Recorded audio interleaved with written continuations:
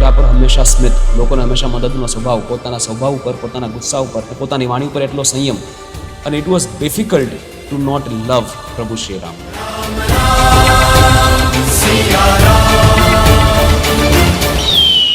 એકદમ romantic husband છે શ્રીરામ. જ્યારે લોકો ચિત્રકૂટમાં છે, મંદાકિની નદી છે, ખૂબ સુંદર ત્યાં વહી રહી છે, ખૂબ હવા બહુ સરસ ચાલે છે, પુષ્પો છે, બધે સુગંધ ફેલાયેલી છે, અને શ્રીરામ અને સીતામાં એવું કહેવાય છે, આમ કે છે, હે સીતા ગયા વિના સ્વર્ગમ અપી છે, તારા વગર મને સ્વર્ગ પણ નથી જોતું. ભગવાન ફૂલ નહીં જોવે ને તો એમને સીતાજીની યાદ આવે, ઠંડી હવા ચાલે તો એમને સીતાજીની યાદ આવે, કેમ કે એટલો બધો પ્રેમ છે એમને સીતાજી પ્રત્યે, એટલો બધો પ્રેમ છે.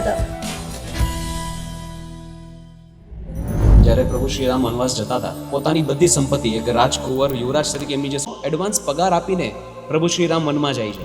રાવણ આટલો ક્રૂર અને આટલો ખરાબ હતો, એનું કેરેક્ટર આટલું ખરાબ હતું. બધા જ્યારે થાય છે ત્યારે કેટલા લોકો મૃત્યુ પામે છે, કેટલા લોકોના વધ થઈ જાય છે. બોલો વાનર આવીને અડધી તમારી લંકા ચલાવતો ગયો.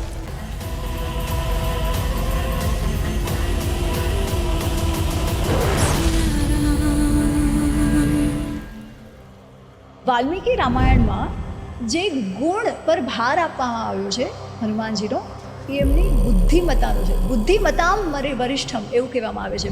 જય હનુમાન જ્ઞાનગુણ સાગર. ઇવન હનુમાન ચાલીસામાં પહેલા જ્ઞાનનો ઉલ્લેખ છે, બળનો ઉલ્લેખ પછી છે. ઇનફેક્ટ આમાં તો જ્ઞાનનો જ ફોકસ વધારે છે. સીતા માતા જેવી રીતે તમે કહ્યું એમ કે અબડા બિલકુલ નહોતા, અને she was a strong woman. Sita રામની આત્મા છે, અને રામના નામથી સીતા અયોધ્યાનું શાસન કરશે. યસ, વશિષ્ઠ ઋષિએ કહેલું છે.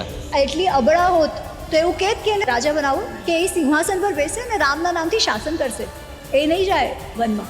તે છતાં સીતાજી કહે છે કે ના, હું તો જઈશ, મને આ બધું નથી જોતું, તમારું શાસન નથી જોતું, સિંહાસન નથી જોતું, હું તો જઈશ.